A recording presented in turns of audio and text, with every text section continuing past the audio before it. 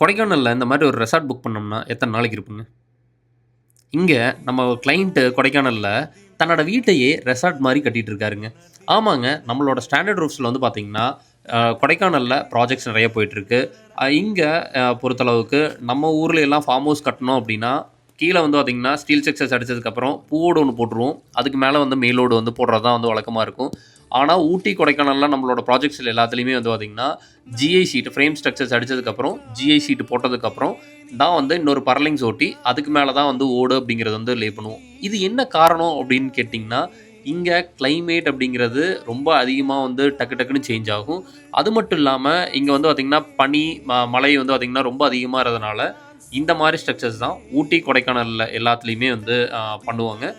உங்களுக்கும் ஊட்டி, கொடைக்கானல்ல இந்த மாரி ஒரு ரெசார்ட் டைப்ல ஒரு வீடு வேணும், இல்ல நீங்க வந்து பிளான் பண்ணிட்டு இருக்கீங்க அப்படின்னா, நீங்க கண்டிப்பா ஸ்டாண்டர்ட் ரூஃப்ஸ கான்டாக்ட் பண்ணுங்க. உங்களுக்கு பெஸ்ட்டான சர்வீஸ் நாங்க பண்ணி தரோம் காத்துக்கிட்டு இருக்கேங்க.